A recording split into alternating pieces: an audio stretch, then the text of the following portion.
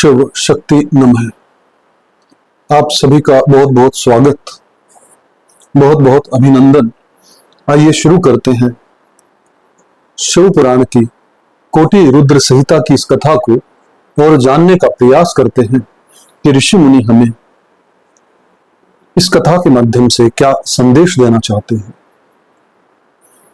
आज का टॉपिक है नागेश्वर नामक ज्योतिर्लिंग का प्रादुर्भाव और उसकी महिमा। सूत जी कहते हैं कि ब्राह्मण, अब मैं परमात्मा शिव के नागेश नामक परम उत्तम ज्योतिर्लिंग के आविर्भाव का प्रसंग सुनाऊंगा। दारुका नाम से प्रसिद्ध कोई राक्षसी थी जो पार्वती के वरदान से सदा घमंड में भरी रहती थी। अत्यंत बलवान राक्षस दारुक उसका पति था।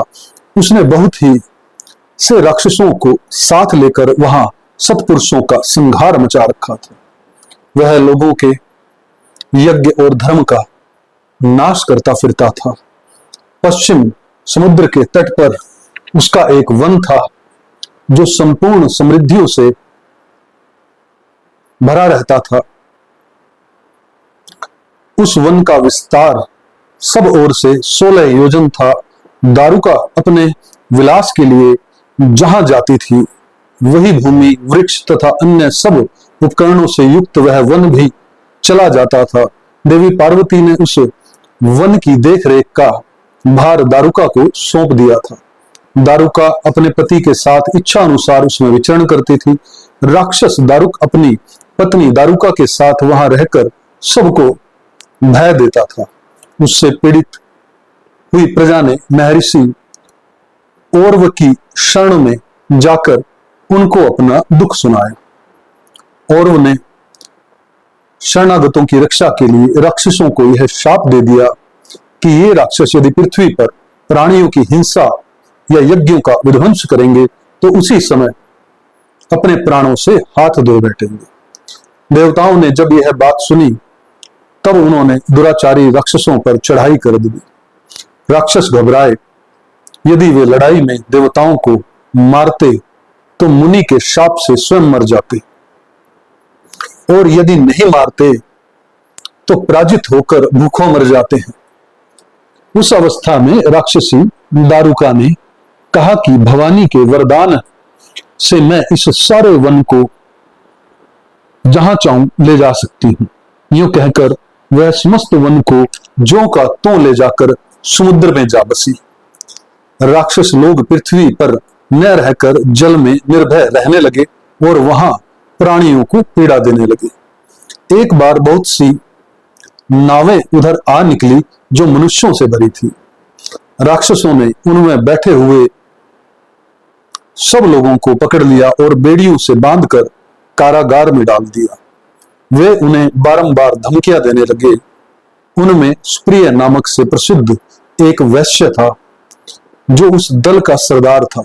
वह बड़ा सदाचारी, भस्म रुद्राक्षधारी तथा भगवान शिव का परम भक्त था। सुप्रिय शिव की पूजा किए बिना भोजन नहीं करता था। वह स्वयं तो शंकर का पूजन करता ही था। बहुत से अपने साथियों को भी उसने शिव की पूजा सिखा दी थी। फिर सब लोग नमः शिवाय मंत्र का जप और शंकर जी का ध्यान करने लगे। सुप्रिया को भगवान शिव का दर्शन भी होता था। दारुक राक्षस को जब इस बात का पता लगा तब उसने आकर सुप्रिया को धमकाया। उसके साथी राक्षस सुप्रिया को मारने दौड़े। उन राक्षसों को आया देख सुप्रिया के नेत्र भय से कातर हो उठे। वह बड़े प्रेम से शिव का चिंतन और उनके नामों का जप करने लगा। वैष्णवपति ने कहा, देवेश्वर शंकर मेरी रक्षा कीजिए। कल्याणकारी त्रिलोकी नाथ, दुष्हंता भक्त वत्सल शिव, हमें इस दुष्ट से बचाइए। देव, अब आप ही मेरे सर्वस्व हैं। प्रभु, मैं आपका हूं, आपके अधीन हूं और आप ही सदा मेरे जीवन एवं प्राण हैं। सूत जी कहते हैं कि सुप्रिय के इस प्रकार प्रार्थना करने पर भगवान शंकर एक वीवर से निकल पड़े उनके साथ ही 4 देवताओं का एक उत्तम मंदिर भी प्रकट हो गया। उसके मध्य भाग में अद्भुत ज्योतिर्मय शिवलिंग प्रकाशित हो रहा था। उसके साथ शिव परिवार के सब लोग विद्यमान थे। सुप्रिय ने उनका दर्शन करके पूजन किया। पूजित होने पर भगवान शंभु ने प्रसन्न हो स्वयं पाशुपतास्त्र लेकर प्रधान प्रधान राक्षसों, उनके सारे उपकरणों तथा सेवकों को भी तत्काल ही नष्ट कर दिया और उन दुष्ट हंता शंकर ने अपने भक्त सुप्रिय की रक्षा की। तत्पश्चात अद्भुत लीला करने वाले और लीला से ही शरीर धारण करने वाले शंभु ने उस वन को यह वर दिया कि आज से इस वन में सदा ब्राह्मण, क्षत्रिय, वैश्य और शूद्र, इन चारों वर्णों के धर्मों का पालन हो। यहां श्रेष्ठ मुनि निवास करें तथा तमोगुणी राक्षस इसमें कहीं न रहे।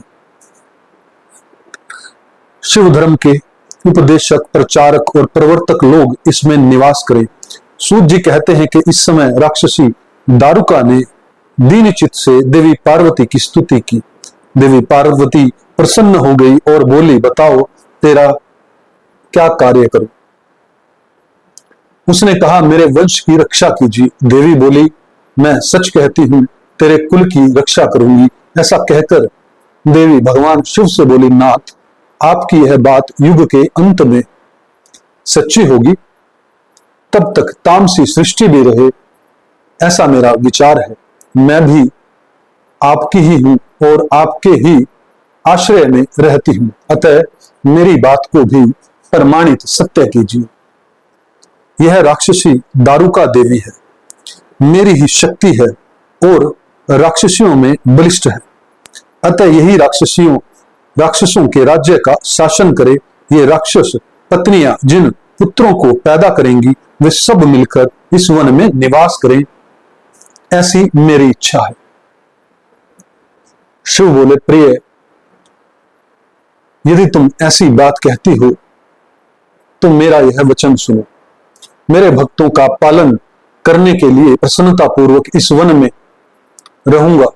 जो पुरुष यहाँ वर्ण धर्म के पालन में तत्पर हो, प्रेम पूर्वक मेरा दर्शन करेगा, वह चक्रवर्ती राजा होगा।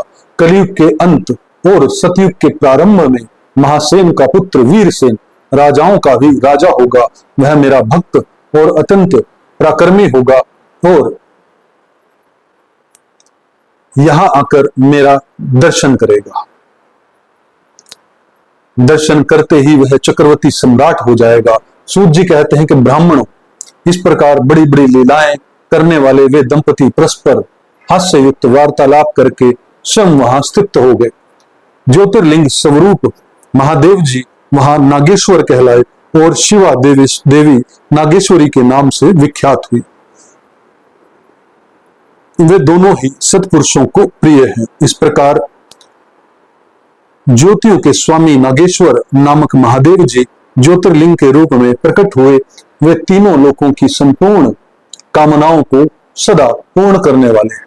जो प्रतिदिन आदर पूर्वक नागेश्वर के प्रादुर्भाव का यह प्रसंग सुनता है, वह बुद्धिमान मानव महापातकों का नाश करने वाले संपूर्ण मनोरथों को प्राप्त कर लेता है।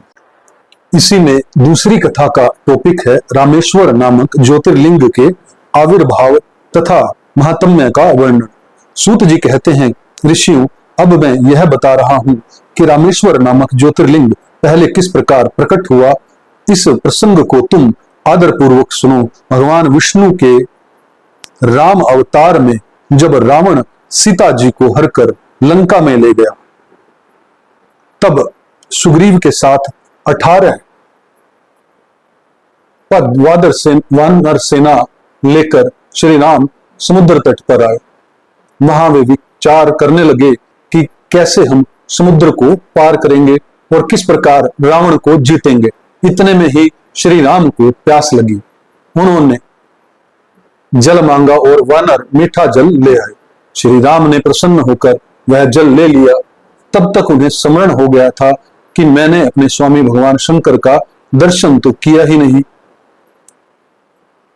फिर वह जल कैसे ग्रहण कर सकता हूं। ऐसा कहकर उन्होंने उस जल को नहीं पिया। जल रख देने के पश्चात रघुनंदन ने पार्थिव पूजन किया।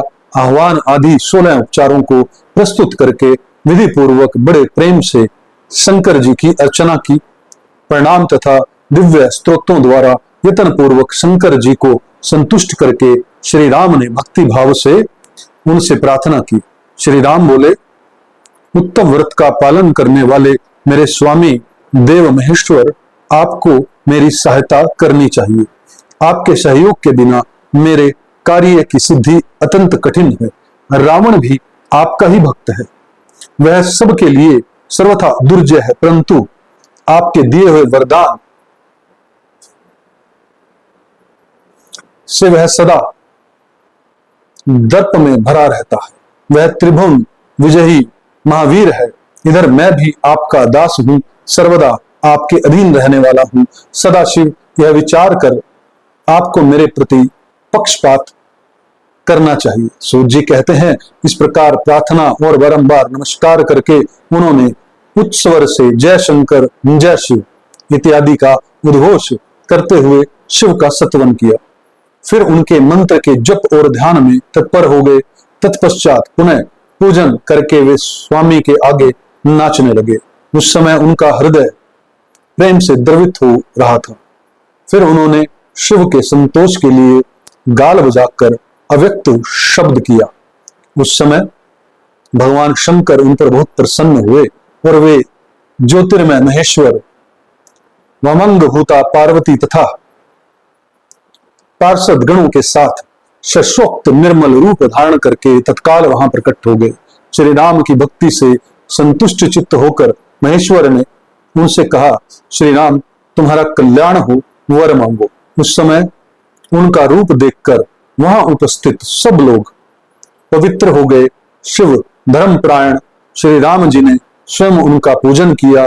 फिर भांति भांति की स्तुति एवं प्रणाम करके उन्होंने भगवान शिव से लंका में रावण के साथ होने वाले युद्ध में अपने लिए विजय की प्रार्थना की। तब राम भक्ति से प्रसन्न हुए महेश्वर ने कहा, महाराज तुम्हारी जय हो। भगवान शिव के दिए हुए विजय सूतक वर एवं युद्ध की आज्ञा को पाकर श्री राम ने नतमस्तक हो हाथ जोड़कर उनसे पुनः प्रार्थना की। श्री राम बोले, मेरे स्वामी शंकर, यदि आप संतुष्ट हैं तो जगत के लोगों को पवित्र करने तथा दूसरों की भलाई करने के लिए सदा यहां निवास करें। सूत जी कहते हैं कि श्री राम के ऐसा कहने पर भगवान शिव वहां ज्योतिर्लिंग के रूप में स्थित हो गए। तीनों लोक में रामेश्वर के नाम से उनकी प्रसिद्धि हुई। उनके प्रभाव से ही अपार समुद्र को अनायास पार करके श्री राम ने रावण आदि राक्षसों का शीघ्र ही संहार किया और अपनी प्रिया सीता को प्राप्त कर लिया। तब से इस भूतल पर रामेश्वर की अद्भुत महिमा का प्रसार हुआ।